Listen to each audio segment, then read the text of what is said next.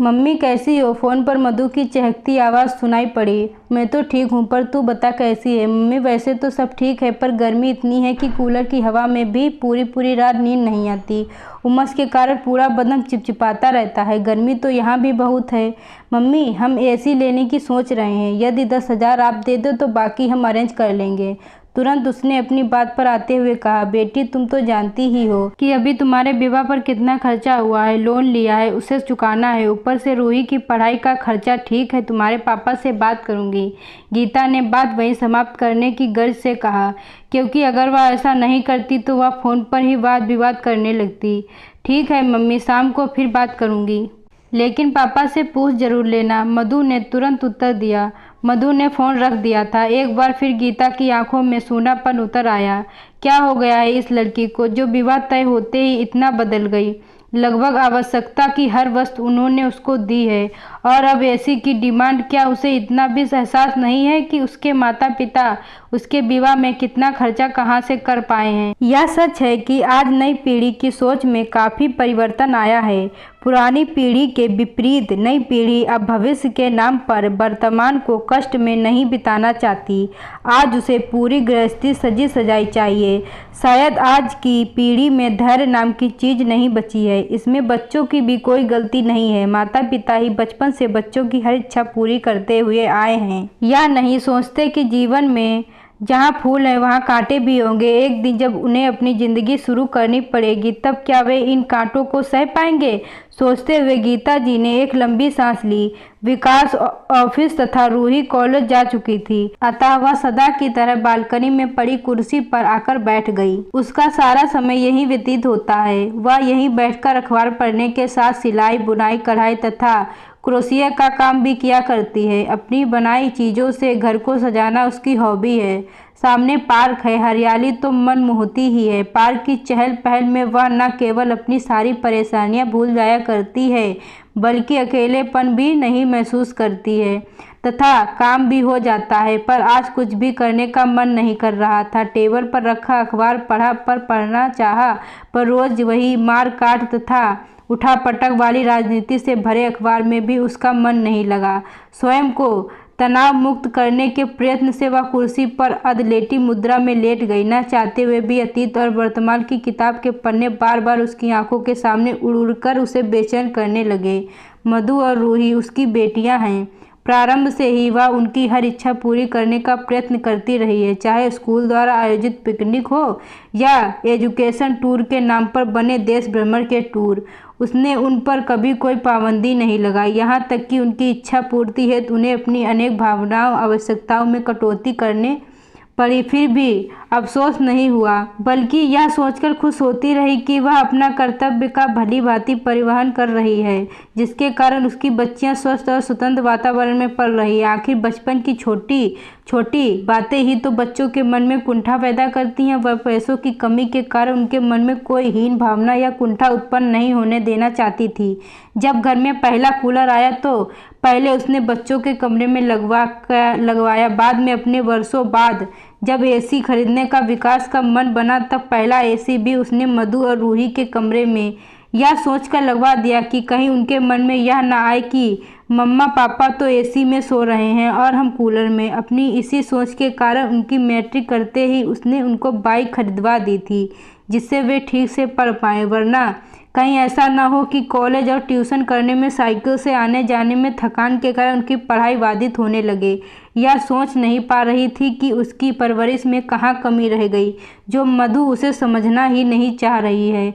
अब महसूस हो रहा था कि माता पिता को बच्चों की मांग पूरी करते समय यह एहसास दिलाना भी आवश्यक है कि जिस चीज़ उसने मांगी है, क्या वह उसके आवश्यक है। वह दूसरों की देखा देखी उसको लेने की चाह कर रहा है। इसके साथ ही अपनी आर्थिक स्थिति से भी उन्हें अवगत कराते रहना चाहिए, जिससे वे अपनी अनुचित मांगों पर अंकुश रख सके। प्रारंभ से ही हर अभाव से उन्हें दूर रखने के प्रयत्न के कारण ही मधु और रूही थोड़ी स्वार्थी, ईर्ष्यालु और आत्मकेंद्रित होती चली गई थी। अपनी हर इच्छा पर उसकी सहमति की मुहर लगवाने की उनकी आदत पड़ गई थी।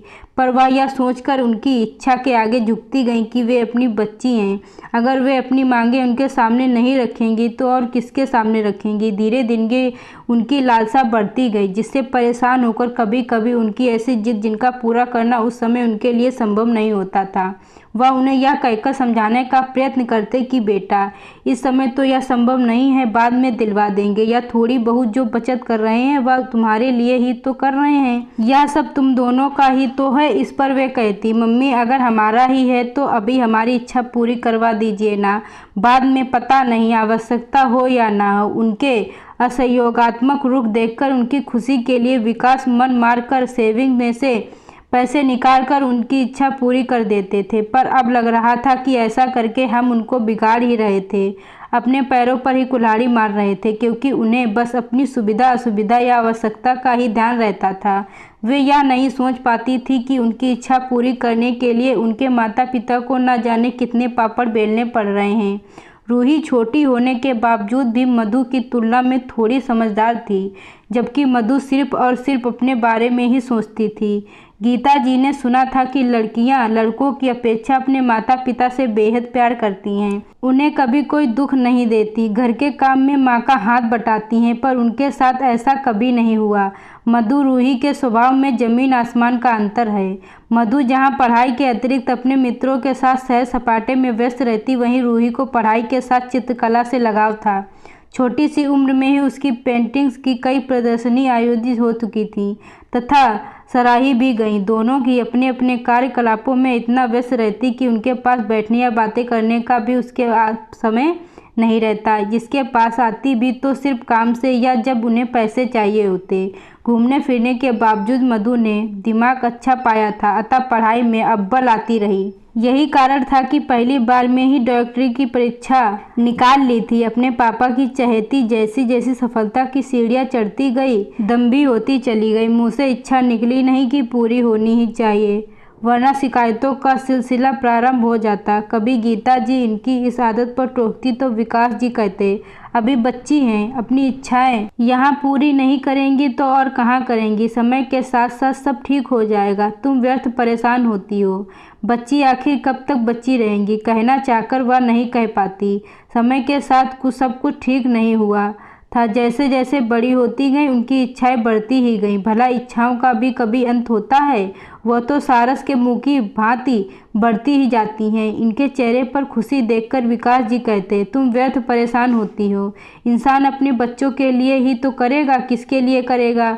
वे खुश तो हम भी खुश, पैसे क्या, वो तो हाथ का मैल है, जब हैं तभी तो खर्च कर पा रहे हैं। खुश तो इतनी कि वे दोनों अपने अपने क्षेत्रों में सफलता प्राप्त कर रही थी। उनके उन्नत भविष्य को देखकर सोचती, क्या अंतर है आजकल लड़के और लड़कियों में। व्यर्थ ही लोग लड़की होने पर मातम मनाते हैं, वरना आजकल लड़कियां भी लड़कों से कम थोड़े ही हैं। मधु की डॉक्टरी की पढ़ाई समाप्त होते ही अब उसका घर बसाने की चिंता प्रारंभ हो गई। कई लड़के के पश्चात अमन पसंद आया, वह भी डॉक्टर था। सपनों को पंख तब लगे जब उसने तथा उसके घरवालों ने भी मधु को पसंद कर लिया। इससे भी अधिक प्रसन्नता इस बात की थी कि उसकी कोई मांग नहीं थी। तारीख तय होते ही विवाह की तैयारियां प्रारंभ हो गईं। घर की पहली शादी थी, अतः गीता जी और विकास जी अपनी तरफ से कोई कमी नहीं छोड़ना चाहते थे। एक दिन वह और विकास जी विवाह में दिए जाने वाले सामान की लिस्ट बना रहे थे कि मधु आ गई। लिस्ट देखकर बोली, पापा आपने इसमें माइक्रोवेव तो लिखा ही नहीं है। हाँ, 56 इंच वाला स्मार्ट टीवी ही दीजिए, वरना उसके बिना मज़ा नहीं आएगा। पलंग, ड्रेसिंग टेबल, अलमारी, सोफ़ा, डाइनिंग टेबल तो दोगे ही। अब मधु का सारा समय फरमाइशों और शॉपिंग में व्यतीत होने लगा। विवाह का जोड़ा उसने 50,000 का पसंद किया। गहने और सामान तो ठीक है, पर पूरी जिंदगी में 4-5 से अधिक बार पहनने जाने वाले लहंगे पर इतना पैसा खर्च करना गीता जी के संस्कारी मन को चुभा।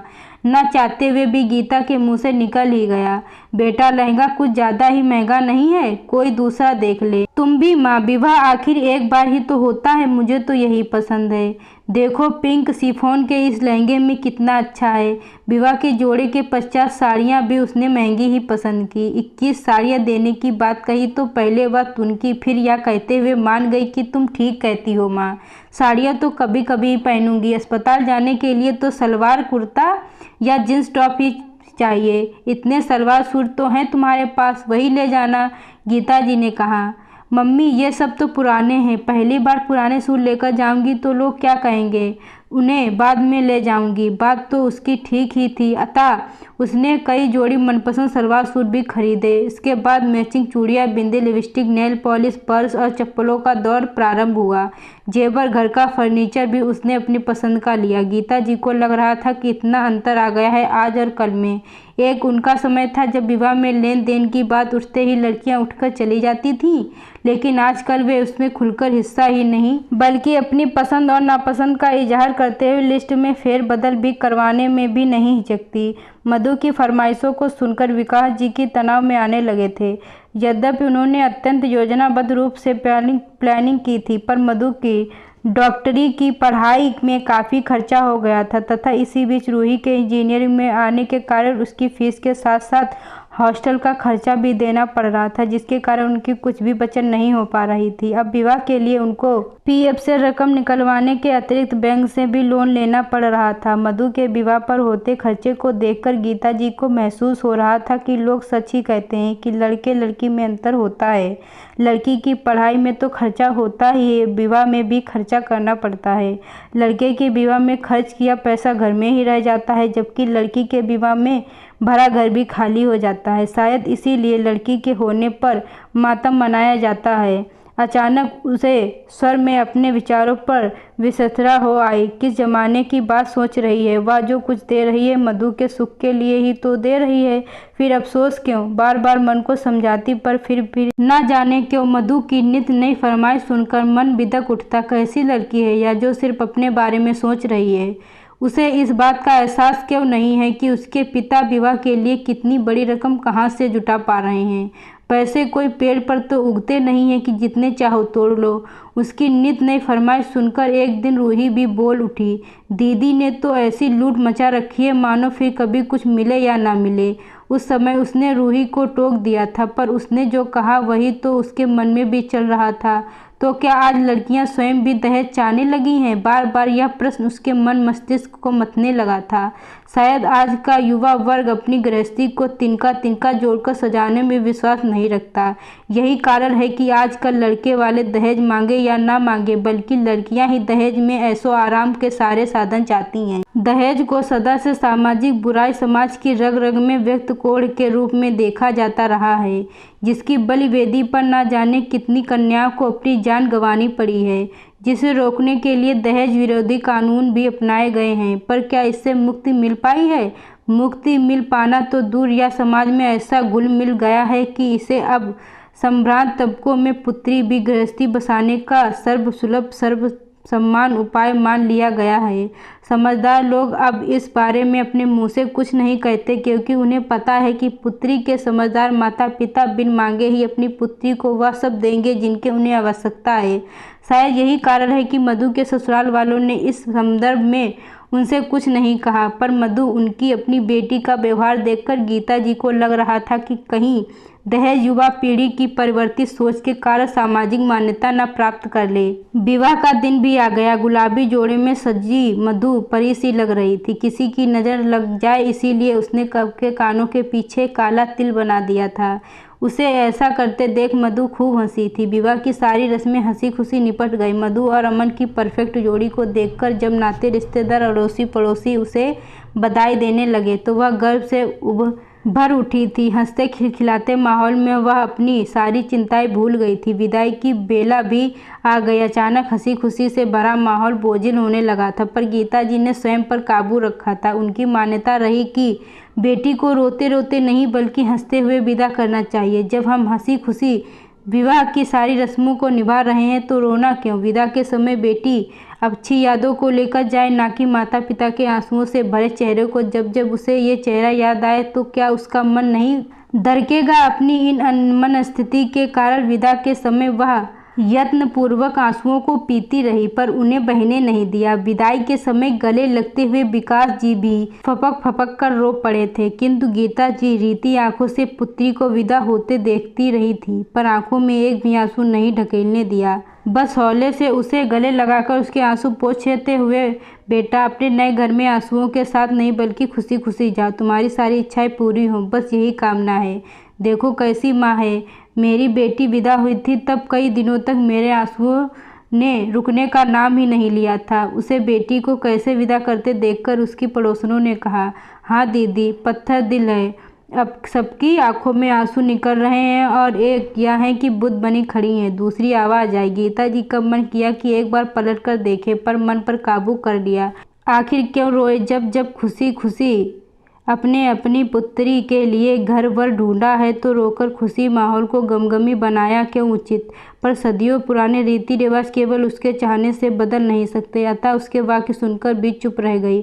उसे चुप देखकर बात संभालती थी उसकी ननद नंदिता ने, जिससे उन्हें टोकते हुए कहा था, आप भी कैसी बातें कर रही हैं। बेटी के वियोग में भाभी के आंसू सूख गए हैं। दुख में कभी आंसू बह निकलते हैं तो कभी सूख जाते हैं। फिर गीता जी की ओर मुखातिब होकर उसको अंक में समेटते हुए कहा, भाभी मधु दूर थोड़े ही गई है, जब चाहे मिल आना। सोनी आंखों से वह नंदिता की ओर देखती रह गई थी, मानो कहना चाह रही हो, क्या अन्य रस्मों की तरह यह रस्म निभाना भी जरूरी है। वह खुशी खुशी अपनी बेटी को विदा कर रही है तो उसमें कौन सा गुनाह हो गया। खुद रोकर बेटी को भी रुलाना, उसे एहसास दिलाना कि वह आज से उसके लिए पराई हो गई है, क्या उचित है। उसकी बेटी आज भी उसके लिए उतनी ही जितनी विवाह के पहले थी। तभी तो उसके और विकास जी ने उसे हर सुख सुविधा की चीज़ दी है। 6 महीने हो गए हैं मधु के विवाह को। उसके चेहरे पर खुशी देखकर वह अभिभूत हो उठती थी। अमन उसका बेहद ख्याल रखता था। ससुराल भी अच्छा और संपन्न था, पर वह जब भी आती, डेकोरेशन की, किचन की या कोई भी मनपसंद चीज़ या कहकर ले जाती कि मम्मी मेरे पास नहीं है, क्या मैं ले जाऊं। भला उसके आग्रह को वह कैसे नकार पाती। भले ही बाद में उस चीज़ की वजह से उसे परेशानी हो, पर बच्चों की खुशी के आगे माता पिता को अपनी हर परेशानी बेईमानी लगती है। ऐसा नहीं है कि वह ये चीज़ें खरीद नहीं सकती। अभी कुछ दिन पूर्व उसे 70 लाख का 3 बेडरूम का फ्लैट बुक करवाया था। अपना एक अलग नर्सिंग होम खोलने की भी प्लानिंग चल रही थी, पर फिर भी छोटी छोटी चीज़ें मांगना या ले जाना उसकी आदत बन चुकी थी। विवाह के कुछ दिन पश्चात मधु आई। उस समय रूही भी आई हुई थी। दोनों बहनों को एक साथ हंसते खिलखिलाते देख वह भी बेहद प्रसन्नता का अनुभव कर रही थी। तब उसने ड्राइंग रूम में रखे सिरेमिक के फ्लावर पॉट को देखकर कहा, मम्मी यह मुझे बहुत अच्छा लगता है। मेरे पास कोई फ्लावर पॉट नहीं है, क्या मैं इसे ले जाऊं? अगर तुम्हें पसंद है तो ले जाओ, कहकर उसने उसे फ्लावर पॉट ले जाने के लिए इजाज़त दे दी। उसके जाने के पश्चात रूही ने क्रोधित होकर कहा, मम्मी दीदी की यही आदत अच्छी नहीं लगती। फ्लावर पॉट कहकर स्वयं भी तो खरीद सकती थी, ले जाने की क्या आवश्यकता थी। तेरी बड़ी बहन ने विवाह हो गया है तो इसका यह मतलब तो नहीं कि उसका इस घर पर अधिकार ही नहीं रहा है। कहते हुए उसने रूही को समझाने का प्रयत्न किया। और अब यह फ़ोन, वह समझ नहीं पा रही थी कि उसकी बेटी मधु को हो क्या गया है। उसका अपना खून होते हुए भी वह उसकी परेशानी, उसकी समस्याओं को समझा क्यों नहीं पा रही है। रूही की पढ़ाई का खर्चा है। 3-4 वर्ष पश्चात उन्हें रूही का विवाह भी करना है। उसके विवाह में लिए लोन की किस्तें अभी तक चुक ही रही हैं। फिर भी यह मांग उसकी मनपसंद का हर सामान उसके विवाह में दिया था, पर सर्दी में विवाह होने के कारण बस एसी ही नहीं दे पाए थे और आज उसने उसकी भी मांग कर डाली। डोरबेल ने उसकी विचार तंद्रा को भंग कर दिया। दरवाज़ा खोला तो सामने उसकी पड़ोसन मीना थी। आते ही उसने कहा, मन बहुत परेशान था इसीलिए तेरे पास चली आई। क्या बात है? अपनी परेशानियों को परे ढकेलते हुए उसने प्रश्न किया। गीता क्या बताऊं, समझ नहीं आ रहा है, कहूँ या ना कहूँ। ऐसी क्या बात है? पड़ोसन और अच्छी मित्र होने के कारण अगर हम आपस में अपनी बात शेयर नहीं करेंगे तो समाधान कैसे कर पाएंगे। तू सच कह रही है गीता, अब बता ही भी का क्या बात है। तू तो जानती ही है रोहन का अभी पिछले वर्ष ही विवाह है, वह भी बिना दहेज के। रोहन और नंदिनी दोनों ही अच्छा कमा रहे हैं, लाखों का पैकेज है दोनों का, पर जब देखो भिखमंगों की तरह हाथ ही फैलाते रहते हैं। उन्हें घर खरीदना है, उसके लिए उन्हें डिपॉजिट के लिए 10 लाख रुपए चाहिए। अभी 6 महीने पूर्व भी कार के लिए 2 लाख दे चुके हैं। हमने तो कभी किसी से नहीं मांगा। जब पैसा बचा आवश्यकता का सामान खरीद लिया। गीता, रोहन को यह भी नहीं लगता कि 2-4 वर्ष पश्चात टीना का विवाह भी होना है। अगर उसकी ऐसी डिमांड रही तो कैसे कर पाएंगे टीना का विवाह? उसके खर्चे में कहीं कोई कमी नहीं है। अभी पिछले महीने ही उसके पास 10 दिन रहकर आए हैं। हर दूसरे दिन बाहर जाना, ब्रांडेड कपड़े, फ्रिज भरा पड़ा है तरह तरह के फ्रोजन फ्रूट से। हमने कहा फ्रेश खाना सेहत के लिए अच्छा होता है तो रोहन ने कहा मम्मा, नंदिनी को फुर्सत ही कहाँ मिलती है खाना बनाने की। अतः अगर कभी अवसर मिला तो कुछ बना लिया, वरना इससे काम चला लेते हैं, नहीं तो बाहर से मंगा लेते हैं। पता नहीं क्या हो गया है नई पीढ़ी को, काम ही नहीं करना चाहती। हमारी पीढ़ी में भी औरतें काम करती थी पर इसके जैसे नहीं थकती थी। मीना, गलती उनकी नहीं हमारी है। शून्य में निहारते हुए गीता जी ने कहा। जिस समस्या से वह परेशान थी ठीक उसी तरह की समस्या ने मीना घिरी हुई थी। क्या कह रही है गीता? हम दोषी हैं, पर कैसे? हम बच्चों को अच्छे संस्कार नहीं दे पाए, उन्हें आत्मनिर्भर बनने के लिए प्रेरित नहीं किया। हमने उन्हें जीवन की कटु सच्चाइयों से दूर रखा। सच तो यह है मीना, पुत्र हो या पुत्री, जब वे अपने पैरों पर खड़े हो जाएं तो उन्हें यह एहसास दिलाना आवश्यक है कि अब वे अपनी छोटी मोटी आवश्यकताओं से स्वयं निपटें, न कि हर बार अपने माता पिता की ओर देखें, वरना वह कभी आत्मनिर्भर नहीं बन पाएंगे। गीता, अगर हम ऐसा करेंगे तो क्या हम पर स्वार्थी होने का आरोप नहीं लगेगा? कहीं उनके मन मस्तिष्क में यह बात तो नहीं बैठ जाएगी कि हमारी आवश्यकता के समय हमारे माता पिता ने हमारी सहायता नहीं की, फिर हम उनकी आवश्यकता के समय उनका क्या साथ दें? तुम्हारा कहना सत्य हो सकता है, शायद वह हमारी इसी मानसिकता का फ़ायदा उठाते हैं, पर आखिर कब तक हम उनकी मांगों के सम्मुख झुकते रहेंगे? आखिर उन्हें भी हमारी मजबूरियों और परेशानियों को समझना होगा। तुम ठीक कह रही हो गीता, मैं आज ही विजय से बात करती हूँ। अगर रोहन को समझा पाएँ, घर इतना आवश्यक भी नहीं है, 1-2 वर्ष पश्चात भी ले सकते हैं। मीना कहकर चली गई। गीता जी ने सोच लिया था कि वह मधु की इस मांग के बारे में विकास को कुछ नहीं बताएगी, स्वयं ही कोई ना कोई रास्ता निकालेगी। दूसरे दिन विकास को ऑफिस भेजकर निपटी ही थी कि फिर मधु का फ़ोन आया। मम्मी, क्या तुमने पापा से पूछा? बेटी, तुम तो हमारे घर की स्थिति से भली भांति परिचित हो। अभी तुम्हारे विवाह पर कितना खर्चा हुआ है? लोन लिया, पैसा को चुकाना ही है। रूही की पढ़ाई के खर्चों के साथ साथ 3-4 वर्षों में उसका विवाह भी करना है। स्वर में अनचाहे ही गिड़गिड़ाहट आ गई थी। सिर्फ 10,000 ही तो मांग रही हूँ, पूरा एसी खरीद कर देने के लिए तो नहीं कह रही हूँ। उसके लिए भी तुम मना कर रही हो, वह तो हम अपने आप ही खरीद लेते। पर आपको तो पता ही है कि कुछ दिन पूर्व अमन ने फ्लैट बुक करा लिया है, उसी के लिए 2 लाख एडवांस लेना पड़ा है, इसीलिए तुमसे मांग रही हूँ। तुम तो कहती थी कि हमारा जो कुछ है वह तुम दोनों का ही है, फिर मना क्यों कर रही हो? कहकर उसने क्रोध में फ़ोन रख दिया था। यह उसका चिरपरिचित अंदाज था, उसे मालूम था उसका फ़ोन फिर आएगा। इस बार उसने भी निर्णय ले लिया था कि इस बार वह नहीं झुकेगी। आखिर कब तक वह उसकी जायज़ और नाजायज़ मांगों को पूरा करती रहेगी? कब वह अपने माता पिता के एहसासों को समझेगी? अब वह बच्ची नहीं है, उसे समझना चाहिए कि उसके माता पिता की भी अपनी ज़िंदगी है, उनके अपने खर्चे हैं, बुढ़ापे की और अग्रसर होते जीवन के लिए कुछ बचाना भी है। फिर वह अकेली तो नहीं है, उसकी एक बहन और है, उसे पढ़ाना है, उसका भी घर बसाना है। यहाँ तो एक ही कमाई से ही घर चल रहा है, वे तो दोनों ही कमाते हैं, फिर भी जब चाहे अपनी डिमांड रख देती है। कमाऊ बच्चे अगर माता पिता को कुछ दे नहीं सकते तो उनसे मांगे भी नहीं। गीता जी को मालूम था कि मधु की मांग को ठुकराना आसान नहीं होगा, शायद विकास जी से भी टक्कर लेनी पड़े। माँ पुत्री के रिश्ते में दरार भी आए, स्वार्थी बनने का भी इल्ज़ाम लगे, पर वह झुकेगी नहीं। माता पिता का काम बच्चों को पालना ही नहीं, उन्हें सुखी भविष्य देने के साथ साथ उन्हें अपनी जिम्मेदारियों का एहसास भी कराना है। आज हम हैं, पर जब कल हम नहीं रहेंगे तब तो उसे अपनी समस्या से स्वयं ही जूझना होगा। आखिर कब तक वह हमारी उंगली पकड़कर चलती रहेगी? कब तक उसकी मांगों के आगे हम सिर झुकाते रहेंगे? कभी ना कभी, कहीं ना कहीं तो इन नाजायज़ दस्तकों मांगों पर रोक लगानी ही होगी। फिर आज से ही क्यों नहीं? वह विकास जी से बात भी नहीं कर पाई थी कि शाम को ऑफिस से विकास जी के आते ही फ़ोन की घंटी बजी। फोन विकास जी ने ही उठाया। फोन मधु का ही था। उसकी मांग सुनकर उन्होंने कहा, ठीक है बेटा, मैं पैसे भेज दूंगा। गीता जी के पूछने पर विकास जी ने मधु की कही बात बताई तो गीता जी ने कड़ा रुख अपनाते हुए अपनी बात रखी। उनकी बात सुनकर विकास ने सहज स्वर में कहा, गीता, मधु हमारी बच्ची है, हमसे कुछ मांग रही है तो मना करना उचित नहीं है। वैसे भी अगले माह उनका जन्मदिन है, उस पर कुछ उपहार तो दोगी ही सही। यही सही, वैसे भी इसी महीने मेरी एक एनएससी मैच्योर हो रही है, करीब 50,000 के करीब मिलेंगे। पहले सोच रहा था कि उसको फिक्स डिपॉजिट में डाल दूंगा, रूही के विवाह के वक्त काम आएंगे, अब 25,000 ही डालूंगा। कहते हुए विकास जी के चेहरे पर अजीब सी खामोशी छा गई थी।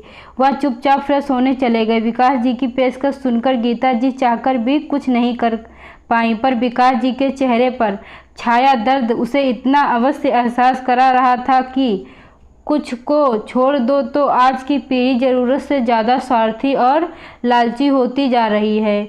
अपनी कमाई तो क्लब, होटलों और पिक्चरों, डिजाइनर कपड़ों में खर्च करके जीवन का एक एक पल एंजॉय करती हैं, पर बूढ़े होते माँ बाप की उन्हें कोई चिंता ही नहीं है। आज के इस यथार्थ से जूझती गीता जी को दुख तो इस बात का था कि यह लड़के तो लड़के, आज लड़कियां भी माता पिता से रुपए ऐंठने में पीछे नहीं हैं। तभी तो उनकी मांगें नित्य सारस के मुंह की तरह बढ़ती ही जा रही हैं। सिर्फ उनकी ही नहीं, उसकी सखियों मीना के साथ नीना, बबीता, करुणा, अंजना की भी अपने बेटे बेटियों से यही शिकायत है। नीना की बेटी पल्लवी का विवाह मधु के विवाह के 15 दिन पश्चात हुआ था। वह भी अपनी बेटी की नित नई मांगों से परेशान है।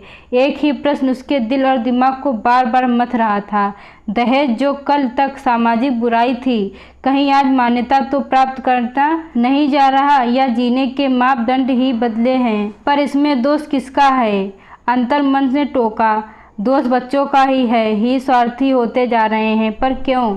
क्योंकि तुमने उनके सिर्फ अपने बारे में सोचने की प्रवृत्ति पैदा की है। उसका अलग अलग कमरा, अलग चीज़ें उनमें एकात्मक सोच पैदा करती गई। तुम मानो या मानो, दोस्त तुम जैसों का ही है। शायद तुम ठीक कह रही हो, बच्चों में कुंठा ना पनपे, हीन भावना ना आए, इसलिए हम बच्चों की जायज़ और नाजायज़ मांगे पूरी करते जाते हैं। जब अति होने लगती है तब हम बच्चों को दोष देने लगते हैं। वास्तव में दोषी हम ही हैं, हमारी परवरिश है। अब पछताए होत का जब चिड़िया चुग गई खेत वाले अंदाज में गीता अस्त होते हुए सूरज की ओर देखने लगी, जो अभी तो अस्ताचल में जा रहा था, पर शीघ्र ही कल सुबह आशा की नई किरण के साथ उदित होगा। कभी कोई ना कोई किरण आकर उसके मन के अंधेरे को अवश्य दूर करेगी। कभी तो मधु अपने माता पिता का दर्द समझेगी। इस आस के संग उसने अपने घायल तन मन को समझाने के साथ अपने अनियंत्रित विचारों को झटकने का प्रयत्न किया तथा विकास जी के लिए चाय बनाने चली गई। दोस्तों, आप लोगों को यह कहानी अच्छी लगी हो तो वीडियो को लाइक करें, चैनल को सब्सक्राइब करना ना भूलें।